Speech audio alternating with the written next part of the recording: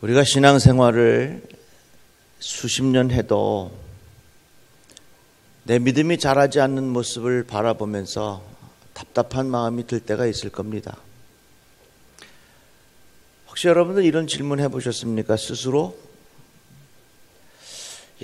내가 예수를 몇 년을 믿었나? 그런데 왜 내 믿음이 이렇게 자라질 않을까? 오랫동안 예수를 믿어도 왜 이렇게 내 마음에 뜨거움도 없고 내 마음속에 확신도 없고 왜 이렇게 내 신앙생활 하는 것이 미지근할까 하는 그런 생각을 가질 때가 있습니다. 누가 뭐라 하면 그 말에 마음이 싹 빼앗겨서 믿음도 잊어버리고 내가 나 이렇게 주대 없이 신앙생활을 하며 내 믿음이 왜 이렇게 자라지 않을까? 이러한 질문에 대하여 여러 가지 대답이 있을 수 있습니다. 그 중에 구체적인 한 가지를 말씀을 드리자면 예수를 믿기는 믿되 우리의 생활이 달라지지 않기 때문에 그런 겁니다. 예수는 믿기는 믿는데 머리로만 믿어. 우리가 예수를 믿는데 그 믿음이 교리적으로 내 머리에 있는 신념으로만 생각합니다. 실제로 그 믿음의 내용, 내 생활에는 아무런 의미가 없어요. 그래서 우리의 믿음이 자라지 않는 겁니다. 경건이라고 하는 것이 있습니다. 경건이라고 하는 것은요, 그 믿음을 담아낼 수 있는 그릇입니다. 경건이라고 하는 그 신앙의 변화된 모습이 없으니까 아무리 믿음의 보화를 집어넣어도 그 믿음이 내 안에서 잘 세워지지를 않는 겁니다. 때로는 기도하다가 보면 내 마음속에 영적인 스파크가 확 일어날 때 있습니다. 내 마음속에 영적인 불이 확 임할 때가 있어요. 그런데 왜 그 믿음의 스파크가 그 순간만 일어나고 왜 계속해서 믿음이 내 안에서 자라지 못할까? 이렇게 생각하시면 될 것 같아요. 불이 붙었으면요, 거기에 계속해서 땔감을 넣어줘야 됩니다. 계속해서 땔감을 넣어줘야 그 불이 붙은 곳에 계속 불이 활활 타오르는 겁니다. 내 마음속에 영적인 스파크가 팍 일어나서 내 마음이 뜨거움이 있는데 실제 생활에서 예수 닮은 사람으로 변화되는 그 생활이 계속해서 땔감으로 사용이 되어야 하는데 그게 뒷받침이 안 되니까 영적인 불이 조금 훅 타오르다가 툭 꺼지고 푹 타오르다가 툭 꺼지고 툭 꺼지고 믿음이 자랄만 하면 확 무너져서 다시 시작하고 믿음이 자랄만 하면 다시 시작하고 이런 경우를 반복하며 살 때가 얼마나 많이 있습니까? 여러분, 예수 제대로 한번 믿어보시렵니까? 껍데기만 예수 믿지 말고 진짜 한번 예수 제대로 믿어보시겠습니까? 생활이 변화되어야 합니다. 제가 아는 사람 중에 저기 미국 라스베가스에서 카지노 딜러 하는 사람이 있어요. 딜러가 뭐 하는 거냐면 노름하는 사람들 렌쳐다 놓고 카드 나눠주면서 노름 이거 도박하는 사람이 이게 카지노 딜러요. 이 사람 직업이 카지노 딜러요. 그래서 가서 이거 딜러 하면서 돈 벌고 그 다음에 퇴근하고 집에 오면 어디 가냐? 그 옆에 다른 호텔 카지노 가가지고 아주 그냥 노름에 팍 빠졌어. 술에 꽉 쩔고 하루에도 담배를 몇 갑씩 피우고 아주 인생의 폐인처럼 아주 그 도박에 빠져가지고 인생이 저 깊은 나락으로 빠져들어가는 겁니다. 그러던 어느 날 그 아들이 교회 가는데 예배당 태워다 주고 주차장에서 이제 아들 기다리다가 자꾸 교회 들어가고 싶더래요. 교회 들어가서 예배하는 자리에 앉았는데 그 마음에 확 뜨거움이 온 겁니다. 내가 죄인이라고 하는 것을 깨달아지고 예수가 나의 구원자라고 하는 사실이 깨달아지면서 그 자리에서 팍팍 울기 시작했어요. 사람이 달라졌어요. 그 다음부터는 노름하는 거 싹 끊고 다 같이 아멘, 다 같이 아멘. 그의 인생이 달라졌어요. 몇 값씩 피던 담배도 싹 끊고 인생이 달라졌어요. 저보고 그래요. 형님, 내가 아직 그 직업상 카지노 딜러는 그거는 그만두지 못해서 그냥 그 직업상 하는데 자꾸 예수를 전하고 싶은데 어떡해요? 근데 그 카지노 딜러 하면서 예수 전하는 건 금하게 돼 있대요. 그래서 자기가 하나님 앞에 기도했대요. 하나님, 나 머리 벗어졌잖아요. 그 친구가 대머리요, 여기가. 하나님 머리 나게 해주셔서 이 머리 난 것 가지고 내가 사람들하고 이야기에 물꼬를 틀 수 있도록 하나님 내 머리 좀 나게 해주세요. 날 보고 형님 나 머리 나나 좀 봐줘 그러더라고. 야야야 시꺼멓게 난다. 형님 머리 쓰기 날 테니까 이 머리 나면은 내가 더 이 머리 가지고서 예수 전할 거라고. 참 제가 많은 은혜를 받았어요. 변화는 우리 신앙의 무엇보다도 중요한 요소입니다. 수십 년간 신앙생활해도 내가 왜 그 자리에 머물까? 그것은 내 생활 속에 구체적인 변화가 없기 때문에 그래요. 믿음이 얼마큼 쌓여지면 내 생활에 변화가 없으니까 그냥 다시 확 허물어지고, 믿음이 쌓일만 하면 이 경건의 그릇이 준비되어 있지 않으니까 이 믿음의 보화가 다 빠져나가고, 하나님께서 영적인 불씨를 주셔서 믿음이 확 불타오를만 하는데 뗄감이 없으니까 그냥 타다가 훅 꺼져버리고, 어떻게 하면 우리의 믿음이 잘 자라고 어떻게 하면 내 마음속에 확신을 가지고 살아갈 수 있겠는가? 그것은요, 반드시 우리 생활 속에 변화가 있어야 그것이 뒷받침이 되는 겁니다. 다 같이 아멘. 시편 말씀에 보면 주의 종에게 고의로 죄를 짓지 말게 하사 그 죄가 나를 주장하지 못하게 하소서. 한번 따라해 봅시다. 그 죄가 나를 주장하지 못하게 하소서. 시편의 고백이에요. 다윗의 고백이에요. 하나님, 이 죄가 나의 인생을 주관하지 못하게 하나님 도와주십시오. 중독이라고 하는 거 있어요. 중독은 나쁜 습관입니다. 습관이 반복돼서 결국은 사람을 죽게 만드는 게 중독이요. 중독이 왜 시작이 되느냐? 중독과 영성이라는 그런 책을 보니까 거기 답이 나와 있어요. 사람들이 다 허무해. 채워지지 않는 부분들이 있어. 다 공허해. 이 공허한 마음을 세상에 있는 외부의 어떤 것을 가지고 이 안에 채워 넣으려고 하다가 보니까 그 과정 가운데 내 안에 뭐가 생기냐? 중독이 생기는 거예요. 허무해. 그래서 기분 좋아서 술 마시고 기분 나빠서 술 마시고, 오랜만에 친구 만나서 술 마시고, 오랜만에 친구 헤어지니까 술 마시고, 그래가지고 혼통 나의 이 허무한 것을 이 세상의 바깥에 있는 것으로 자꾸 갖다 채워 넣으려고 하다가 보니까 그게 뭐가 되냐? 그게 중독이 되는 거예요. 중독이 뭔 줄 아세요? 중독은요, 중심에 있는 독이 중독이에요. 내 속이 허무해서 밖에 있는 것으로 채웠는데 그것이 내 안에 주인이 되어서 자리를 잡았습니다. 그것이 내 안에 있는 중심에 있는 독이 되었습니다. 그 죄가 나를 다스리는 것, 이게 바로 중독이라는 거예요. 중독이라는 것. 그러니까 이 중심에 있는 독이 내 생활을 지배하고 나의 생각을 지배하고 나의 주머니를 지배합니다. 내 마음의 주인이 확 바뀌어버렸어. 시편의 말씀대로 내 죄가 내 인생을 주관하는 거예요. 주관하는 거예요. 이제는 우리가 반복되려 지은 죄가 있거든. 그 죄로부터 여러분들 자유함을 얻기를 주님의 이름으로 축복합니다. 하나님, 내 안에 죄가 나를 다스리지 못하게 하여 주시옵소서.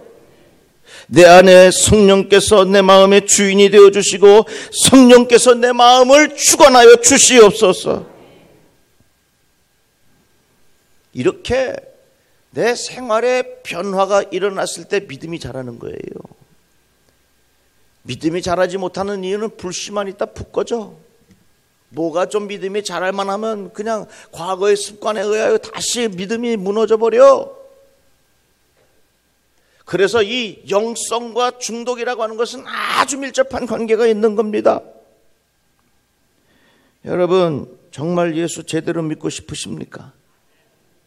무늬만 예수 믿는 사람이 아니라 진심으로 예수 믿는 사람이 되기를 원하십니까? 복음이 내 안에서 역사하시는 그 능력을 실제로 경험하기를 원하십니까? 내 생활의 변화가 일어나야 되는 거예요. 내 생활의 변화는 구체적으로 말하자면 습관의 변화입니다.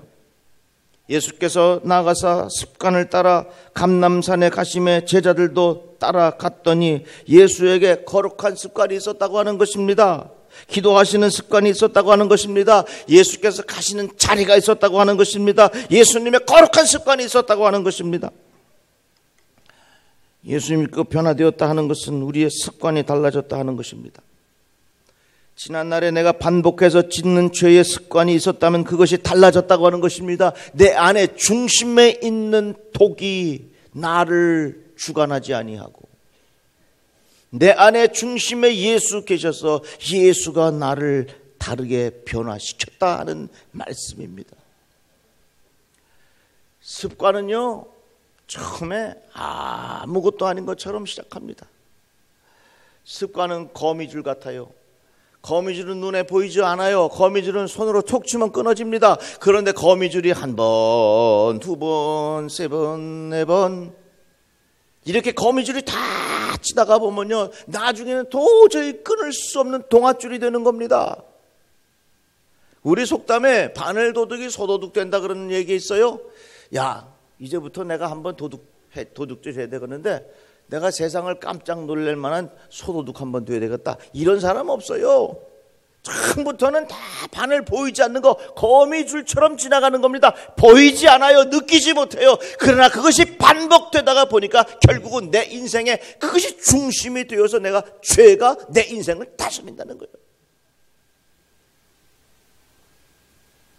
욥기의 말씀에 보면 처음은 미약하나 나중은 창대하리라 이 말씀이 있어요. 대개 사업 시작하는 분들이 사업장에 써붙여 놓습니다. 처음은 미약하나 나중은 창대하리라 이 말씀이요, 악한 영의 세계도 그대로 역사하는 거예요. 처음 시작은 거미줄처럼 미약하나 이 악의 세계가 점점 내 안에서 확장하게 되면요, 이것은요 나를 그냥 두지 아니하는 이 동아줄처럼 된다는 것입니다. 뇌를 연구한 사람에 의하면 우리의 뇌는요 참 게으르대요. 뇌는 무엇이 이로운가 이거 관심 없어요. 무엇이 윤리적인가 이거 관심 없어요. 무엇이 의로운가 이거 관심 없어요. 뇌라고 하는 것은요, 우리 머릿속에 있는 뇌는 가장 정확한 길이 뭐냐면 익숙한 거에 가는 거예요. 익숙한 거. 늘 가는 길로 이 길로 가. 그럼 다 그 길로 가는 거예요. 이 익숙한 것이 내 머리가 따라가니까 그만큼 익숙한 것하고 습관이라고 하는 것은 딱 연결되는 겁니다. 이 습관이라는 게 뇌에 익숙해져 있기 때문에 그대로 되는 거예요. 그러나 예수 믿고 변화된다는 것은 어떻게 보자면 죄가 나를 주관하지 아니하고 나의 습관을 끊고 이제는 더 이상 죄가 나를 다스리지 아니하고 예수 그리스도의 영이 나의 삶을 다스린다 하는 것, 이런 변화입니다. 자, 목사님, 나 예수 수십 년 믿어도 안 달라져요. 그 원인은요, 내 생활이 안 달라져서 그래. 내 생활이 달라지지 아니하니까 아무리 믿음의 불꽃이 타려고 해도 재료가 없어서, 땔감이 없어서 그냥 푹 꺼지는 거예요. 믿음이 잘만 하다가 그냥 푹 꺼져. 왜? 잘할만 하다가 잘못된 습관에 의하여 그 다 무너져 버리는 거예요. 앞에서 말한 카지노의 딜러, 죄가 그를 다스리고 있었을 때 술에 취해서 살고 도박에 빠져서 살고 단순한 반복 익숙한 대로 중독에 걸려 살았던 사람입니다. 그런데 예수 믿고 변화되니까 그 안에 주인이 달라졌어요. 예수 그리스도께서 어떻게 생각하실까? 만약에 자기가 이 카지노에 앉아가지고서 가서 노름하고 앉아있으면 예수께서 내 모습을 보시고 얼마나 속상해하실까? 그 마음이 딱 느껴지니까 그 다음부터 못하겠더래. 변화된다는 게 뭡니까? 반복해서 짓는 죄의 사슬을 끊어버리는 게 변화요. 중독, 중심에 있는 독이, 그 중독이 나를 움직이는 게 아니라 예수가 내 마음의 중심에 계셔서 예수가 내 생활을 움직여. 이게 변화라고 하는 거예요. 어떻게 우리의 믿음이 자랄 수 있겠는가? 더 이상 우리의 믿음이 머리로만 하는 교리적인 신념, 머리로만 생각하는 그런 믿음의 태도는 우리의 삶의 믿음의 변화를 가져오기가 어려워. 왜? 내 마음속에 성령께서 주시는 스파크가 일어났으면 거기에 계속해서 이 연료가 공급이 되어야 하는데 그 연료가 우리의 생활의 변화를 통해서 그 연료가 공급된다니까요. 경건이라고 하는 게 뭐냐? 경건이라고 하는 것은 그 귀한 믿음의 보화를 잘 간직할 수 있는 그릇이 경건이라는 거예요. 목사님, 하나 예수 못 믿겠어요. 수십 년을 예수 믿어도 뭐 달라지는 것도 없고 변화도 없고. 당장 여러분들 속에 있는 반복되는 덕스럽지 못한 습관이 있으면 그것부터 정리하세요. 다 같이 아멘. 유신참마라는 말이 있습니다. 이 말이 뭐냐면 김유신 장군, 신라 장군입니다. 이 김유신 장군이 삼국 통일을 이루었어요. 그런데 이 김유신 장군이 그 당시에 절세 미인 기생 천관녀라고 하는 여인과 함께 깊은 사랑에 빠졌습니다. 그래서 다 술을 취해서 그 아름다운 여인 천관녀를 찾아가는 거예요. 이 사실을 알았던 어머니가 큰 뜻을 이루려면 이렇게 내가 주색에 빠져서야 되겠느냐 하면서 충고를 했습니다. 이 이야기를 듣고 김유신 장군이 결심했어요. 자기의 삶을 바꾸기로. 그러던 어느 날 전쟁에서 이기고 돌아오는데 말 위에서 꾸벅꾸벅 졸았습니다. 그랬더니 이 말이 막 달려가는데 어디로 달려가냐면요, 완전 자동이요. 완전 자동이요. 이 말이 막 달려가는데 어디로 그 아리따운 여인 천관녀라는 기생이 있는 집으로 가는 거야. 오랜만에 김유신 장군이 오니까 이 천관녀라고 하는 기생이 막 나타나서 뭐라 그랬을까요? 오빠 어서 와 그랬지. 말해서 탁 깨보니까 이놈의 녀석이 그 기생집에 와서 앉아. 그래서 김유신 장군이 그 자리에서 칼을 탁 빼갖고서 그 말의 목을 탁 쳤어. 이게 유신 뭐라고? 참목. 김유신 장군이 그 말의 목을 쳤다 하는 말입니다. 죄가 우리들을 다스리면 내 말이 자동으로 글로 가는 거예요. 우리의 뇌는 익숙한 쪽으로 가게 되어 있어요. 내 안에 중독이 되었다고 하는 것은 중심에 있는 독이 내 인생을 나도 모르는 사이에 그렇게 몰고 가. 이제 우리가 기도해야 합니다. 하나님, 나의 죄가 나를 주장하지 않게 하여 주시옵소서. 죄가 나의 인생을 주관하지 않게 하여 주시옵소서. 죄가 나의 인생을 이끌어가지 않게 하여 주시옵소서. 하나님, 내가 하나님의 사람으로 새롭게 변화되기를 원합니다 하는 새로운 각오와 결단이 우리 속에 있기를 주님의 이름으로 축복합니다. 목사님, 그러면은 은밀한 반복되는 죄가 뭐예요? 가르쳐 드릴게요. 숨어서 몰래 하는 건 다 은밀한 죄예요. 누구에게 들킬까 봐 걱정되는 건 다 은밀한 죄예요. 분노, 이것도 습관입니다. 그래서 화를 내야지. 그분이 화를 안 내면 불안해. 언제 화를 낼지. 감정도 습관입니다. 우리 주변엔 아무래도 악한 습관들이 많아요. 우리 감리교회를 영어로 메소디스트라는 말을 쓰는데요, 요한 웨슬리 목사님을 비롯한 그때 열심히 예수를 믿어보려고 했던 사람들이 거룩한 습관에 길들여져 있었습니다. 그래서 그들은 일찍 자고 일찍 일어나고 같이 모여서 하나님의 말씀 보고 같이 모여서 기도하고 말이죠. 같이 모여서 금식하고 같이 모여서 구제도 하고요. 계속해서 이 거룩한 습관을 가지고 사람들이 계속 그렇게 했어요. 그러니까 주변의 사람들이 쟤네들 보고, 야, 쟤네들은 규칙쟁이야, 규칙쟁이. 규칙쟁이처럼 맨날 저렇게 모여서 똑같이 해. 규칙쟁이라고 놀렸던 말이 메소디스트라는 말입니다. 우리 감리교인들은 이런 생각을 가져야 될 것 같아요. 하나님, 나에게 거룩한 습관을 허락해 주시옵소서. 다 같이 아멘.